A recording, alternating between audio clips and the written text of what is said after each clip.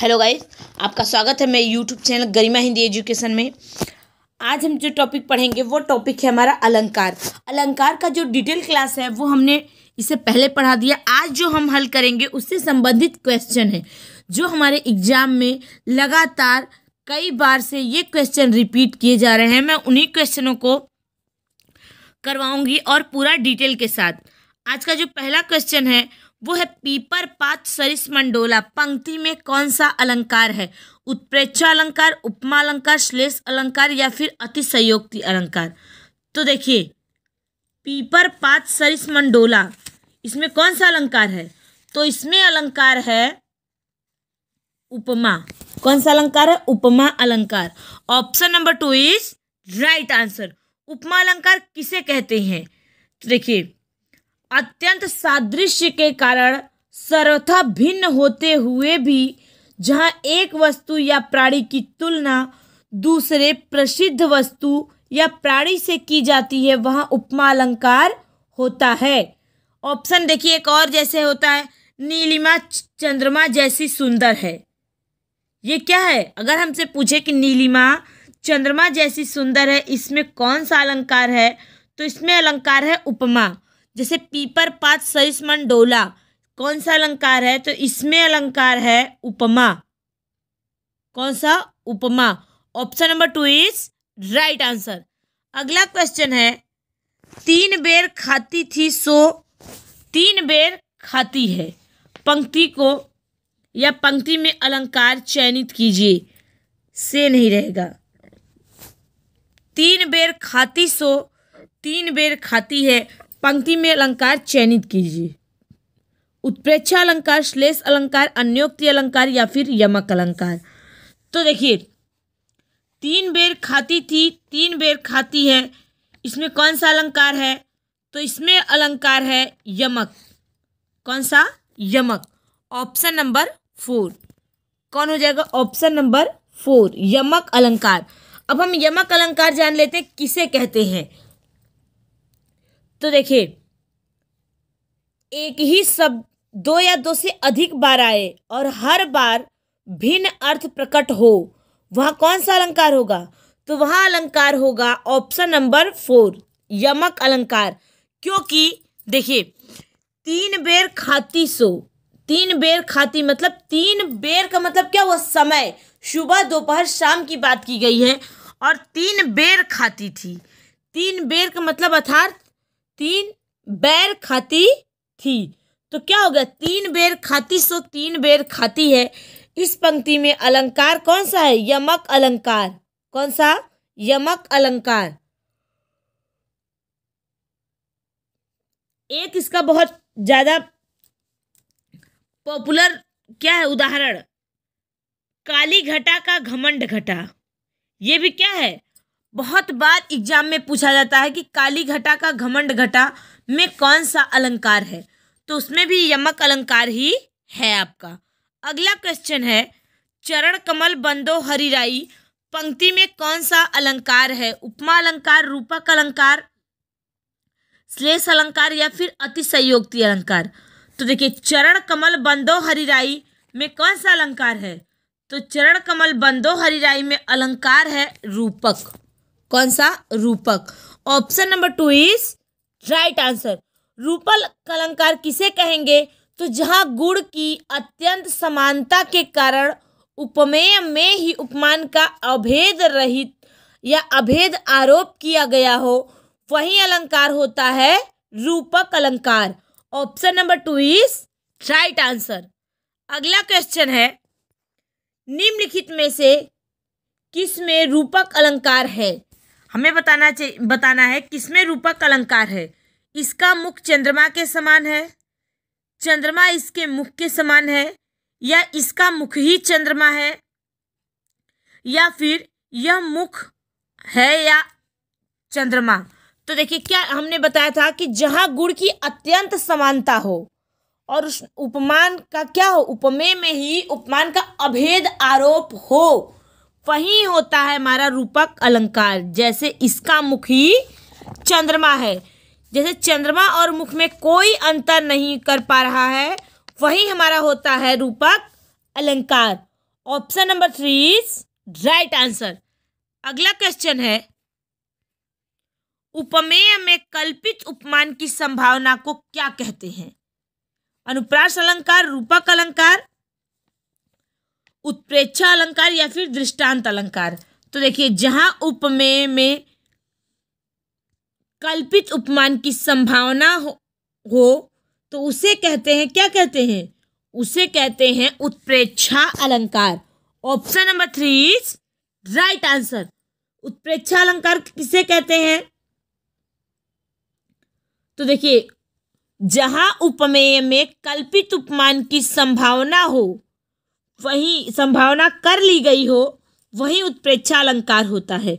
एक और भी मैं आपको छोटा सा ट्रिक बताती हूँ कि जहां मनो, मानो या मनहु, जानो, जनू, जनहु, ज्यों त्यों आदि शब्द आए किसी भी पंक्ति में, तो वहां आपका 100% उत्प्रेक्षा अलंकार ही होगा।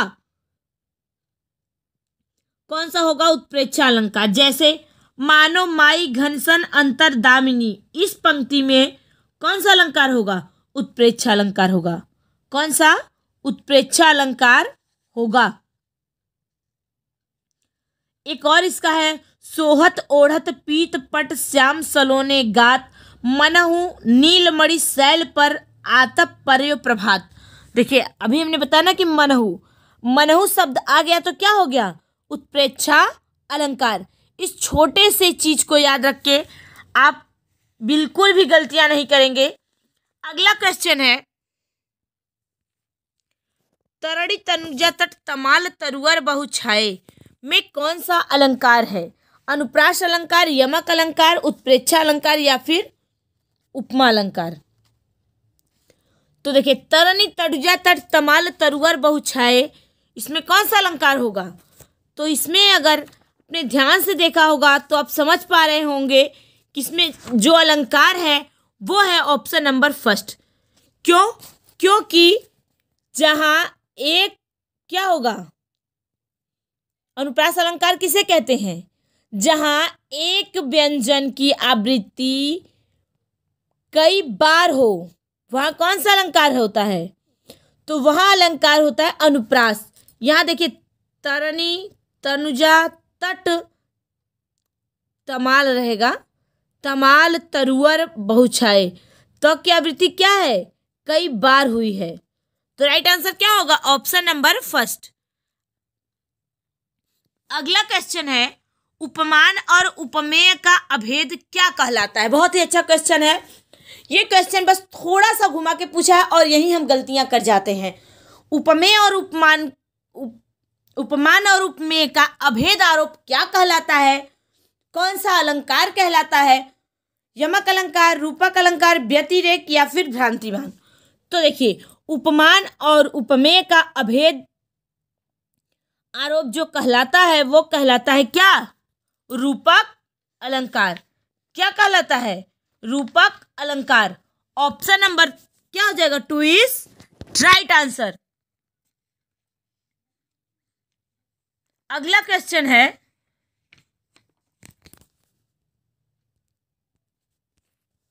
निम्नलिखित विकल्पों में से शब्दालंकार कौन सा है?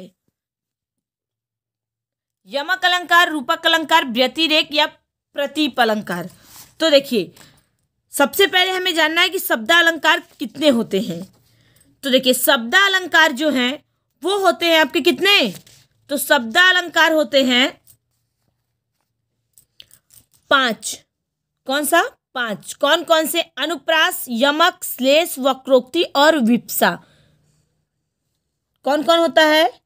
अनुप्रास, यमक, श्लेष, वक्रोक्ति और विप्सा। तो राइट आंसर क्या होगा? Option number first. हमसे क्या पूछा है कि शब्दा अलंकार कौन सा है? तो ऑप्शन नंबर फर्स्ट क्या हुआ? शब्दा अलंकार। आगे आता है हमारा अर्था अलंकार। अर्था अलंकार जो होता है वो टोटल 38 प्रकार का होता है। कितना? 38। कुछ पॉपुलर ज़्यादा होते हैं जो पूछे जाते हैं, कुछ पूछे नहीं जाते हैं एग्जाम में, लेकिन टोटल हमसे पूछे तो अर्थालंकार के 38 प्रकार होते हैं। कौन कौन से? उपमा, रूपक, उत्प्रेक्षा, अतिशयोक्ति, अन्योक्ति, संदेह, भ्रांतिमान, दीपक, विभावना, अप्रस्तुत प्रशंसा, प्रदीप, व्यतिरेक, स्मरण, उल्लेख, दृष्टांत, अर्थान्यास, निर्देशना, समासोक्ति, पर्यायोक्ति, विशेषोक्ति, असंगति, विरोधाभास, यथाशंक, ब्याज स्तुति,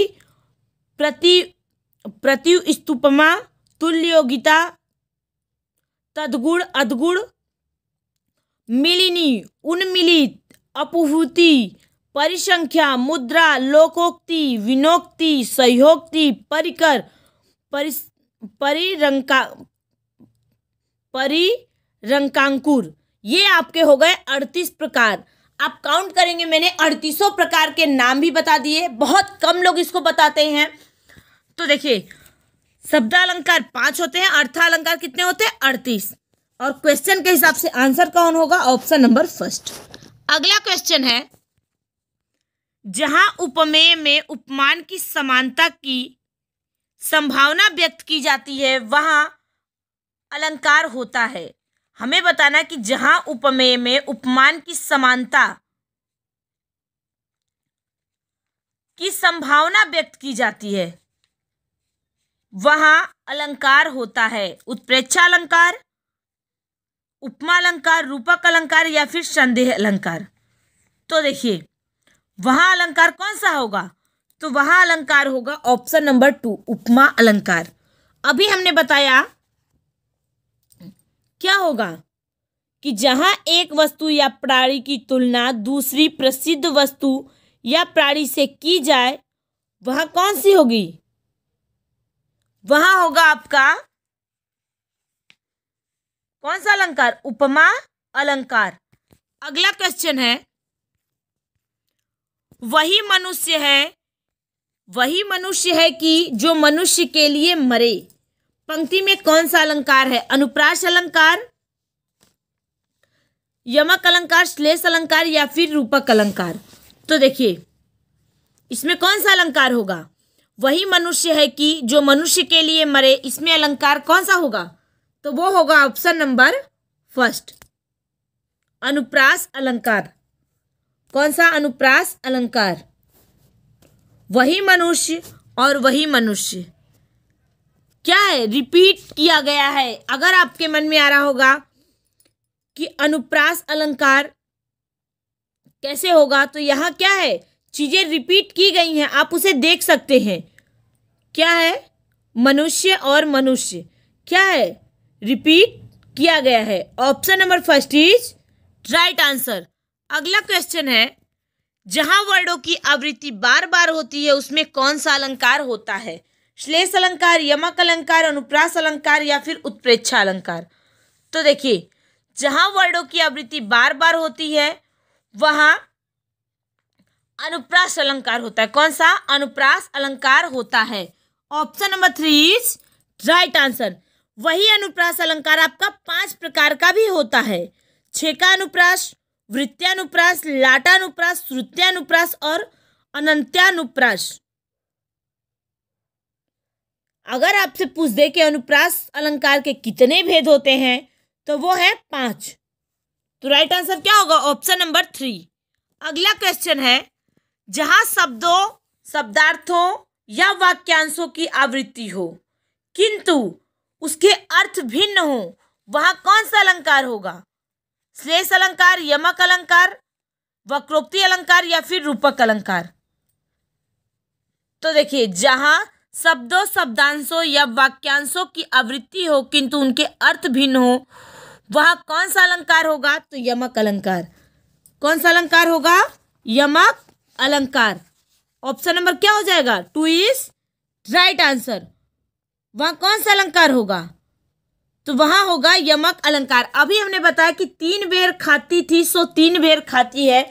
यह शब्द एक ही है लेकिन क्या है? अर्थ दोनों के अलग अलग है। 3 बेर का एक जगह तात्पर्य है 3 बैर और एक जगह तात्पर्य 3 पहर। क्या है? 3 पहर।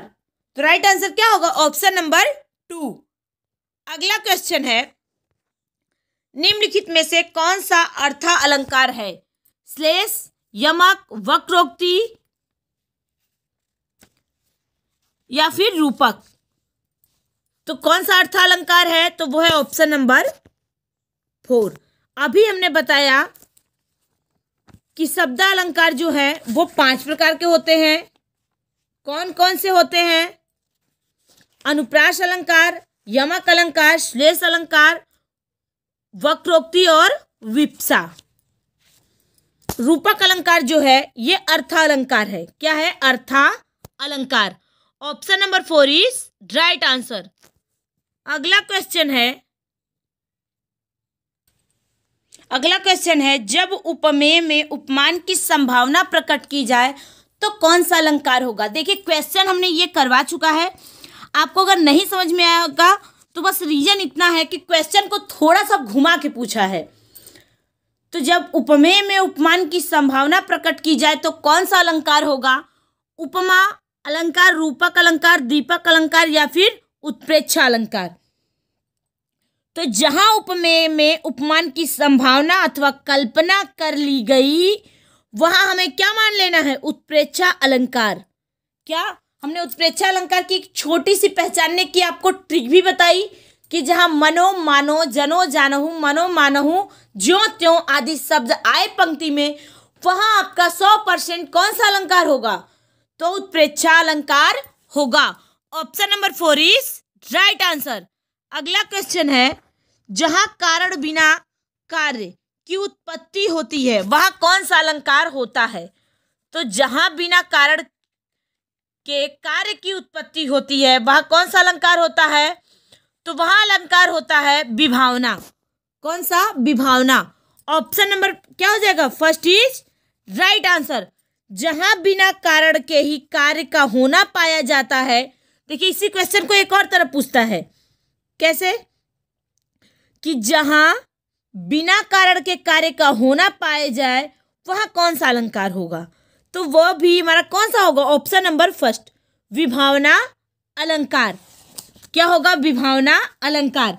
विभावना अलंकार का एक उदाहरण है बिनु पद चले सुने बिनु काना, कर बिनु कर्म करे विधि नाना, आनंद रहित सकल सब भोगी, बिनु वाणी वक्ता सब जोगी।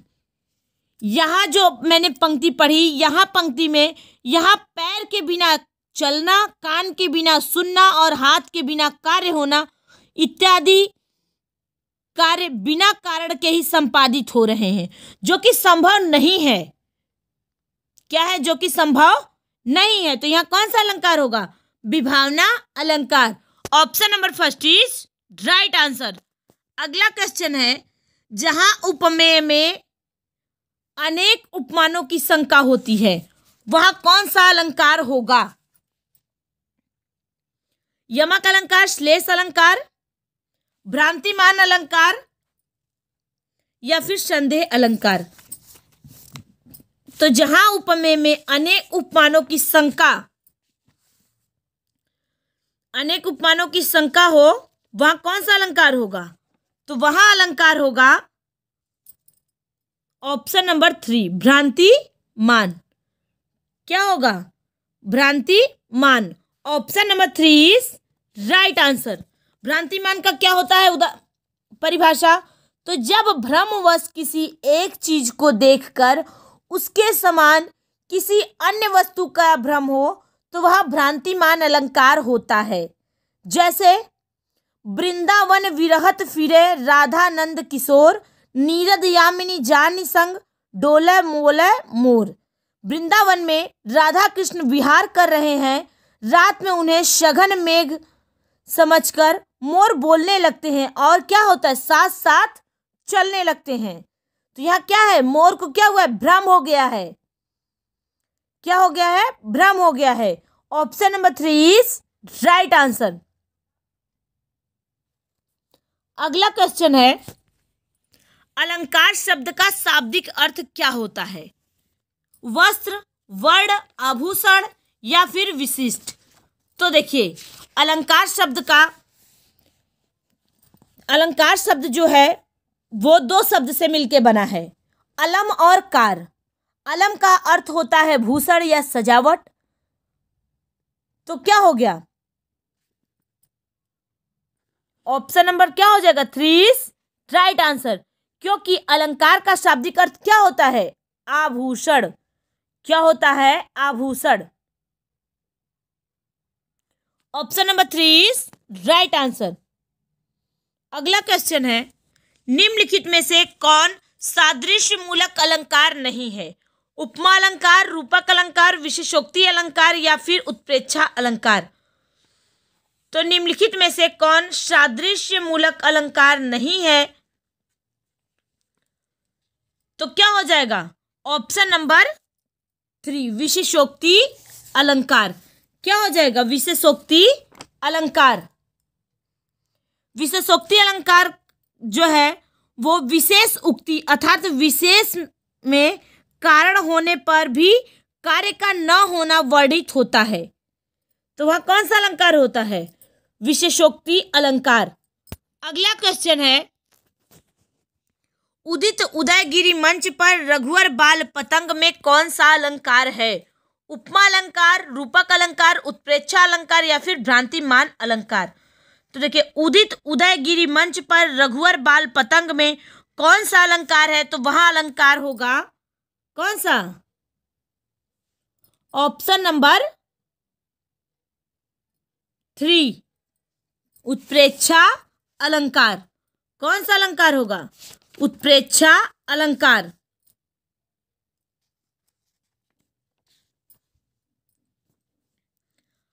अगला क्वेश्चन है,